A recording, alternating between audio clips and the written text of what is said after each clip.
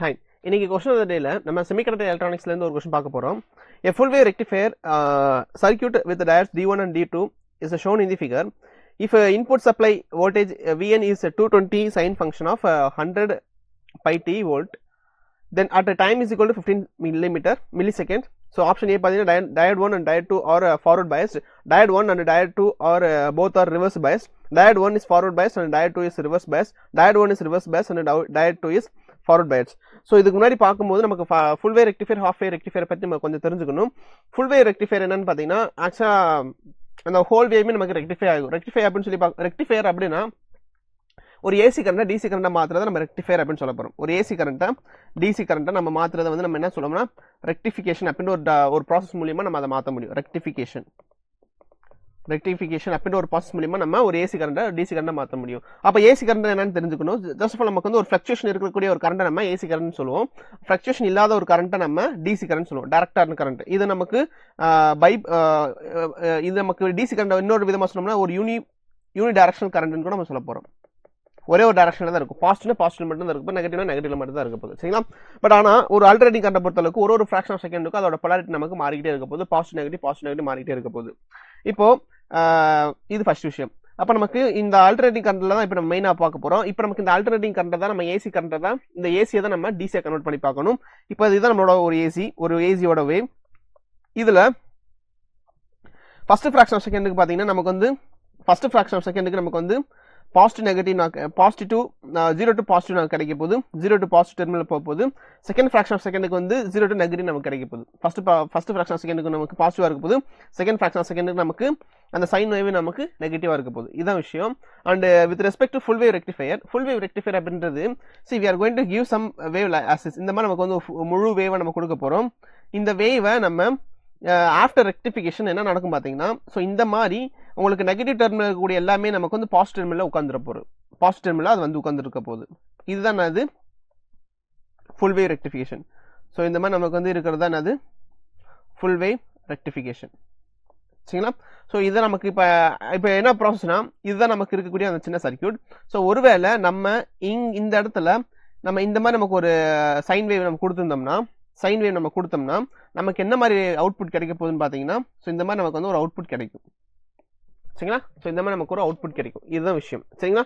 So அப்ப இது என்னதுன்னு தெரிஞ்சுக்கணும்னா இது வந்து நமக்கு வந்து டிரான்ஸ்ஃபார்மர். இந்த டிரான்ஸ்ஃபார்மரோட யூட்டிலிட்டி என்னன்னு பாத்தீங்கன்னா, நமக்கு இப்போ 220 வோல்டேஜ் இருந்துச்சுன்னு வச்சுக்கோங்களேன். இந்த 220 வோல்டேஜுமே நம்ம அப்படியே நமக்கு தேவைப்படுது நமக்கு வந்து ஒரு 20 வோல்டேஜோ ஒரு 18 வோல்டேஜோ ஒரு 15 வோல்டேஜோ ஒரு 5 வோல்டேஜோ 10 வோல்டேஜோ இவ்வளவுதான் தேவைப்படுது. அப்போ ஒரு அதிகமான வோல்டேஜை அவங்க டிக்ரீஸ் பண்ணி கொடுக்கறதுக்கு யூஸ் பண்ணக்கூடிய ஒரு காம்பனன்ட் நம்மளோட டிரான்ஸ்ஃபார்மர். ஸோ நமக்கு இந்த இடத்துல நமக்கு எப்படி இருக்க போகுது, 220 voltage AC current will be converted to 20 voltage AC current. அப்ப நமக்கு இந்த சைடு என்ன செய்ய போறோம், 20 வோல்டேஜ் டிசி கரண்டா மாத்துறது தான் அது இந்த ரெக்டிஃபையரோட வேல்யூ. ஸோ இந்த ரெக்டிஃபையர் அப்படின்னு சொல்லி பார்க்கும்போது நமக்கு வந்து ஹாஃப் வேவ் ரெக்டிஃபையர்ல ஒரே ஒரு டயோட் யூஸ் பண்ணுவோம். ஃபுல் வேவ் ரெக்டிஃபையர் நமக்கு 2 டயோட் யூஸ் பண்ணுவோம், டயோட் 1 டயோட் 2. ஸோ இப்போ நமக்கு இங்க என்ன இது ஜஸ்ட் நம்ம தெரிஞ்சுக்கலாம். இது வரைக்கும் நம்ம உங்களுக்கு புரிஞ்சிருக்கும்னு நினைக்கிறேன். இன்னொரு விஷயம் வந்து ஒரு டயோட பொறுத்த அளவுக்கு எது ஃபார்வர்ட் பயஸ்டு எது ரிவர்ஸ் பயஸ்டு நமக்கு தெரிஞ்சுக்கணும் இந்த கொஸ்டினை பொறுத்த அளவுக்கு. ஸோ ஆக்சுவலாக பார்த்தீங்கன்னா நமக்கு 2 டயோட் எடுத்துருக்குன்னு வச்சுக்கோங்களேன். அப்போ இந்த சைடு நமக்கு வந்து பி ஜங்ஷன் சொல்லுவோம், இந்த சைடு நமக்கு வந்து பி ஜங்ஷன் சொல்லுவோம், பி டைப்னு சொல்லுவோம். இந்த சைடு நமக்கு வந்து என் டைப்ஸ் சொல்ல போறோம். அப்ப நமக்கு அதுக்கு கரஸ்பாண்டிங்கான ஒரு இம்பியூஸ் நம்ம ஆட் பண்ணி வச்சிருப்பாங்க. சரிங்களா? ஸோ ஆக்சுவலா பாத்தீங்கன்னா இது நமக்கு வந்து ஒரு செமிகண்டக்டர்ஸ். ஒரே ஒரு செமிகண்டக்டர்ஸ் நமக்கு 2 விதமான இம்பியூஸ் நம்ம ஆட் பண்ணும்போது ஸோ ஒரு சைடு நமக்கு வந்து பி டைப்பும் இன்னொரு சைடு நமக்கு என் டைப்பும் இருக்க போகுது. சரிங்களா? ஸோ பி டைப் அப்படின்னு சொல்லி பார்க்கும்போது ஹோல்ஸ் அதிகமாக இருக்கக்கூடிய ஒரு சைடு தான் நமக்கு வந்து பி டைப். எலக்ட்ரான்ஸ் அதிகமாக இருக்கக்கூடிய ஒரு சைட்ஸ் நம்ம என் டைப் செமிகண்டக்டர்ஸ் அப்படின்னு சொல்ல போறோம். இந்த 2 செமிகண்டக்டர்ஸையுமே ஒரே இடத்துல நம்ம பிளேஸ் பண்ணி பார்க்கறது தான் நம்மளோட டயோட்.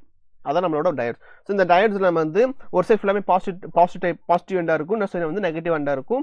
விச் மீன்ஸ் இந்த சைடுல நமக்கு அதிகமான ஹோல்ஸ் இருக்க போது, இன்னொரு சைடுல அதிகமான எலக்ட்ரான்ஸ் இருக்க போகுது.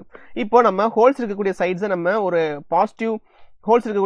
நம்ம ஒரு பாசிட்டிவ் டெர்மினல் கூட நம்ம கனெக்ட் பண்ணிட்டோம்னா பாசிட்டிவ் டெர்மினல்லையும் எலக்ட்ரான்ஸ் இருக்கக்கூடிய சைடை ஒரு நெகட்டிவ் சைடில் நம்ம கனெக்ட் பண்ணாலுமே ஒரு லோ பொட்டன்ஷியல் நம்ம கனெக்ட் பண்ணாலுமே இது என்னன்னு பேரு, இது வந்து ஃபார்வர்ட் பயஸ்னு பேரு. ஃபார்வர்ட் பயஸ்டுன்னு பேரு. சரிங்களா? ஸோ ஆனா இதே நமக்கு வந்து ஒரு பாசிட்டிவ் சைடில் இருக்கக்கூடிய அந்த டயோட்ஸோட பாசிட்டிவ் சைடை அந்த டயோடோட பாசிட்டிவ் சைடு கூட இது நமக்கு வந்து பி டைப்பா, இது நமக்கு வந்து என் டைப். இது p டைப், இது n டைப். ஸோ டயோடோட பாசிட்டிவ் சைடை நம்ம ஒரு நெகட்டிவ் டெர்மினலுக்கும் டயோடோட நெகட்டிவ் சைடையும் ஒரு பாசிட்டிவ் டெர்மினலுக்கு நம்ம கனெக்ட் பண்ணி பார்க்கும்பொழுது நெகட்டிவ் பாசிட்டிவ் சைடுக்கு நம்ம கனெக்ட் பண்ணி பார்க்கும்போது இதற்கு பேர் என்னன்னு பார்த்தீங்கன்னா நமக்கு reverse biased. Reverse biased biased அப்படின்னா நமக்கு பொட்டன்ஷியல் டிஃபரன்ஸ் நம்ம அப்ளை பண்ண போறோம்னு அர்த்தம். இந்த இடத்துல நமக்கு வந்து ஒரு பொட்டன்ஷியல் டிஃபரன்ஸ் நமக்கு அப்ளை பண்ண போறோம்னு அர்த்தம். ஸோ அதான் நமக்கு பயஸ்ட்னு அர்த்தம். ஸோ இந்த சைடு நமக்கு வந்து நெகட்டிவ் பொட்டன்ஷியல், இந்த சைடு நமக்கு பாசிட்டிவ் பொட்டன்ஷியல் கனெக்ட் பண்ணோம்னா இது நமக்கு ரிவர்ஸ் பயஸ்டா இருக்க போது. அண்ட் ஒரு p டைப் கூட நமக்கு ஒரு பாசிட்டிவ் டெர்மினலையும் ஒரு n டைப் கூட நம்ம நெகட்டிவ் டெர்மினல் கனெக்ட் பண்ணோம்னா அது ஃபார்வர்ட் பயஸ்டா இருக்க போகுது. சரி, இது வந்து forward biased and negative biased இருக்க போகுது. இப்போ கதை என்னன்னு பாருங்க.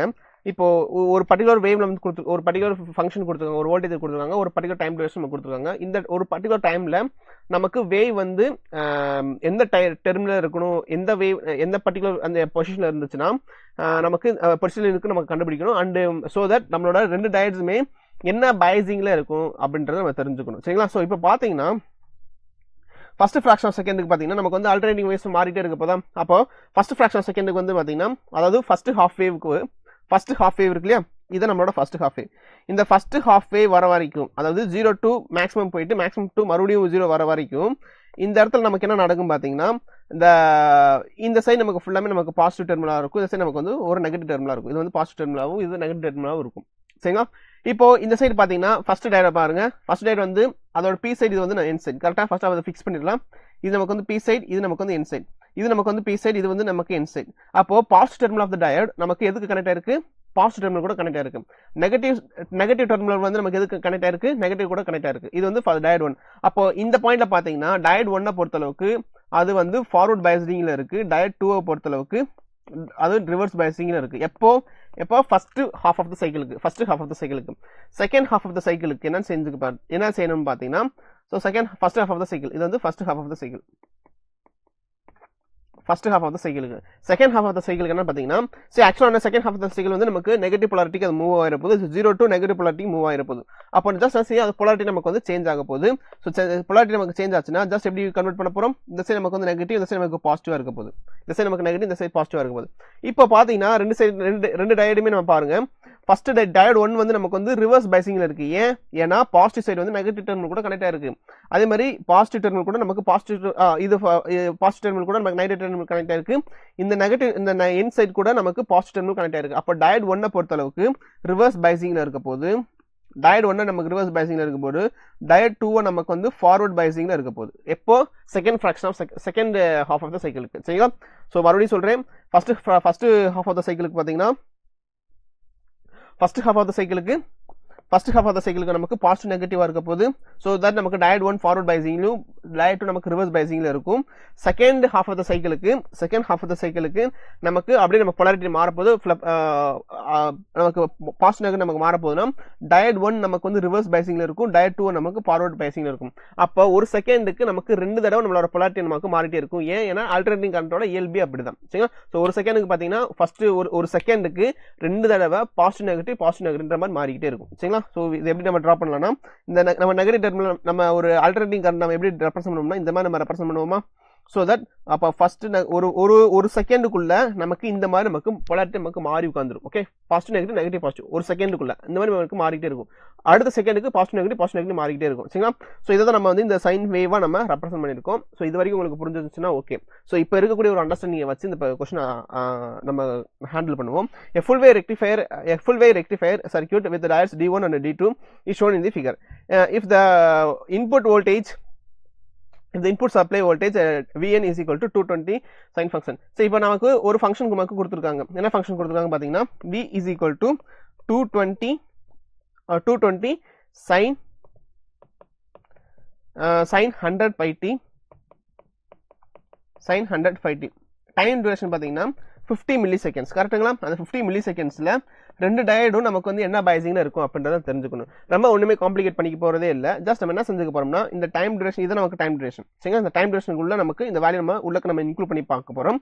So V is equal to 220 into sin of 100 pi into 15. So ஆக்சுவலாக பார்த்தீங்கன்னா இந்த 50 மில்லி செகண்ட்ஸ் இருக்கு இல்லையா, எப்படி கூட எழுதலாம் பார்த்தீங்கன்னா 50 into 10 to the power of -3 எழுதலாம். அப்படி இல்லாட்டினா 15 divided by 100 கூட நம்ம எழுதிக்கலாம். 15 divided by 100 கூட எழுதிக்கலாமா, ஏன்னா மில்லி செகண்ட் தானே. ஸோ அதனால என்ன செய்யுங்க 50 divided by 100 அப்படின்னு எழுதிட்டு நம்ம க்ளோஸ் பண்ணிக்க போகிறோம். ஸோ இப்போ நமக்கு இந்த 2 0 இந்த 2 0 நமக்கு வந்து கேன்சல் பண்ணிட போகிறோம். So that's it. இப்போ நமக்கு வந்து v is equal to 220 sin pi into 15. So pi அப்படின்றது என்னன்னு பார்த்தீங்கன்னா 180 டிகிரி சரிங்களா. So 180 into 15. அப்போ 5 4s are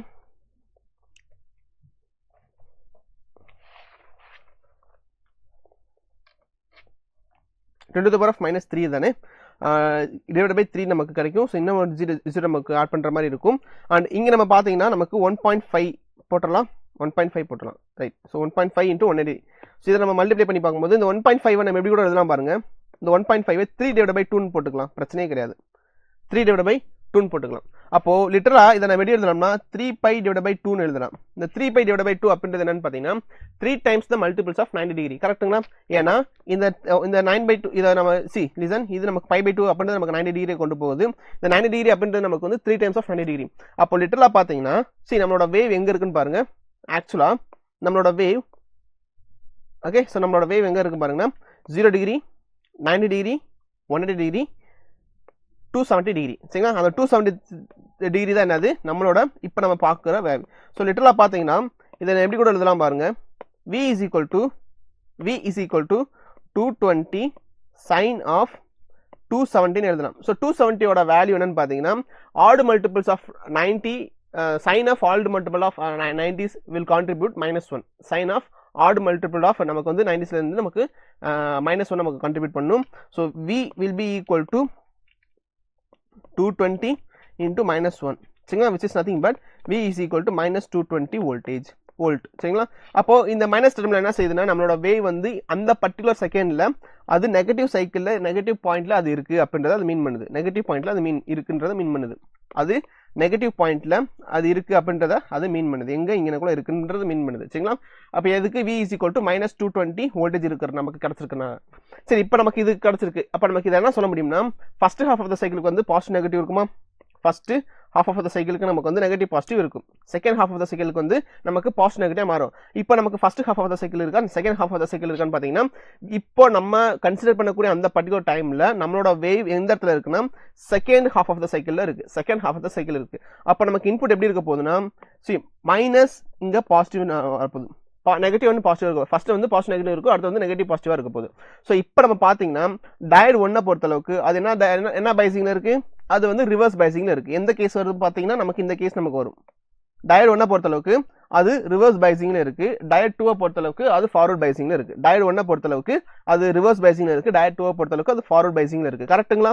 ஏன்னா இது பாசிட்டிவ் டெர்மினல் டு நமக்கு பாசிட்டிவ் கனெக்ட் பண்ணிருக்கோம், இது நமக்கு பாசிட்டிவ் நெகட்டிவ் கனெக்ட் பண்ணிருக்கோம். அதனால ரிவர்ஸ் பைசிங்ல இருக்கு டயட் 1, ஃபார்வர்ட் பைசிங்ல இருக்கு டயட் 2 சரிங்களா. ஸோ இவ்வளவுதான். ஸோ நமக்கு ஆன்சர் ஆப்ஷன்ஸ் நம்ம கோத்ரூ பண்ணி பார்க்கும்போது so diode 1 and diode 2 both are forward bias, தப்பான answer. Diode 1 and diode 2 both are reverse bias, தப்பான answer. Diode 1 is forward bias, diode 2 is reverse bias. So இதுவும் நமக்கு தப்பு. Diode 1 is reverse bias and diode 2 is forward bias. So option D is the கரெக்டான ஆப்ஷனாக இருக்க போகுது. So இதுதான் நமக்கு இந்த கொஸ்டின் வந்து அப்ரோச் பண்ணுறதுக்கான விஷயம். ஆக்சுவலாக இந்த கொஸ்டின் பார்த்தீங்கன்னா நமக்கு வந்து 2025ல கேட்டிருக்க ஒரு நீட் கொஸ்டின்,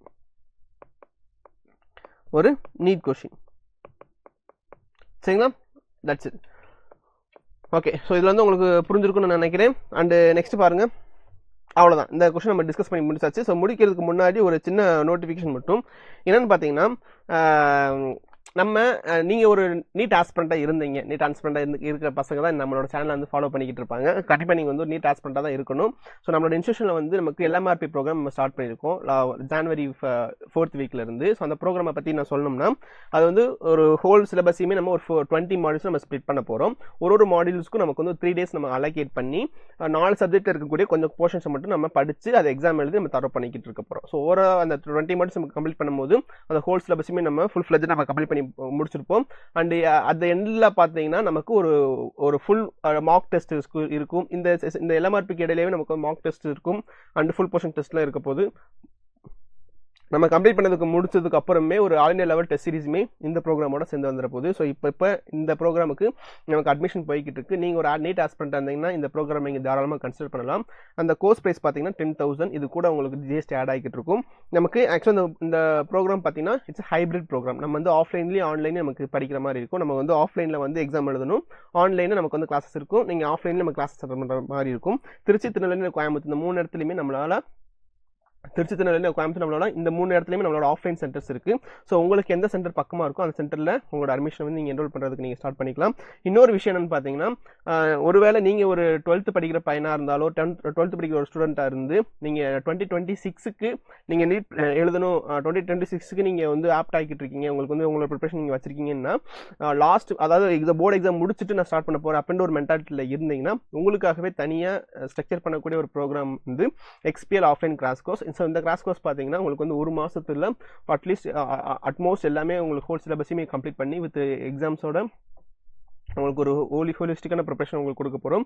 ஸோ இதோட கோர்ஸ் ப்ரைஸ் பார்த்தீங்கன்னா உங்களுக்கு 10,000. இதுக்கு நமக்கு ஜிஎஸ்டி ஆட் ஆகிட்டு இருக்கும். இதில் இருக்கக்கூடிய இன்னொரு அட்வான்டேஜஸ் என்னன்னு பார்த்தீங்கன்னா, நீங்கள் நம்ம ஆஃப்லைன் கோர்ஸ் ப்ரைஸ் நமக்கு கோர்ஸ் நம்ம பர்ச்சேஸ் பண்ணோம்னா ஆன்லைன் கோர்ஸ் நமக்கு வந்து ஃப்ரீயாகவே கிடைக்க போகுது. ஸோ அந்த ஆன்லைனில் உங்களுக்கு வந்து ரெக்கார்ட் செஷன்ஸ் இருக்கும் அண்ட் லைவ் செஷன்ஸ் இருக்கும். இன்கேஸ் நீங்கள் ஏதாச்சும் ஒரு 1 or 2 கிளாஸ் வந்து உங்களால் அட்டன் பண்ண முடியல அப்படின்னாலும் உங்களுக்கு ரெக்கார்ட் செஷன்ஸை பார்த்து நீங்கள் கிளாரிஃபை பண்ணிக்கலாம். சரிங்களா? ஸோ அந்த அகைன் நமக்கு இதுவுமே திருச்சி, திருநெல்வேலி, கோயம்புத்தூர் நம்மளோட ஆஃப்லைன் சென்டர்ஸ் இருக்குது. ஸோ உங்களுக்கு எந்த சென்டர்ஸ் பக்கமாக இருக்கும் அந்த சென்டர்ஸில் நீங்கள் உங்களோட அட்மிஷன் என்ரோல் பண்ணி நீங்கள் ஸ்டார்ட் பண்ணிக்கலாம். ஸோ உங்களுக்கு வந்து ஃபர்தர் டீடைல்ஸ் உங்களுக்கு தெரிஞ்சுக்கணும்னா 8129000700 இந்த நம்பருக்கு நீங்கள் கால் பண்ணீங்கன்னா நாங்கள் உங்களுக்கு கைட் பண்ணுறோம். இதை தாண்டி உங்களுக்கு நீட் எக்ஸாமை பற்றி ஏதாச்சும் டவுட் இருந்தாலுமே நீங்கள் தாராளமாக கேட்கலாம். ஸோ இவங்க எல்லாருமே லாஸ்ட் இயரில் நம்ம இன்ஸ்டியூஷனில் படித்து மெடிக்கல் சீட் வாங்கின பசங்க. ஓகே, ஸோ அரௌண்ட் ஒரு 50 பசங்களுக்கு நம்ம வந்து மெடிக்கல் சீட் வாங்கி கொடுத்தாச்சு ஒரு சக்ஸஸ்ஃபுல்லாக. ஸோ அதே மாதிரி நீங்கள் ஒரு நீட் ஆஸ்பிரண்ட் இருந்தீங்கன்னா நீங்கள் தாராளமாக you can trust us and you can make further process. சரிங்களா? So that's it. And for கம்யூனிகேஷனுக்கு வந்து உங்களுக்கு வந்து டிஸ்கிரிப்ஷன்லையுமே உங்களுக்கு வந்து லிங்க் அவைலபிளாக இருக்கும். ஸோ நீங்கள் அதையுமே யூஸ் பண்ணிக்கலாம். அண்ட் இந்த கொஷின்லேயோ இல்லை அட்மிஷன் ரிலேட்டட் ஏதாவது டீட்டெயில்ஸ் இருந்தாலும் நீங்கள் கமெண்ட் செக்ஷன் சொல்லுங்கள், நாங்கள் உங்களுக்கு ஆன்சர் பண்ணுறோம். And that's it. பை.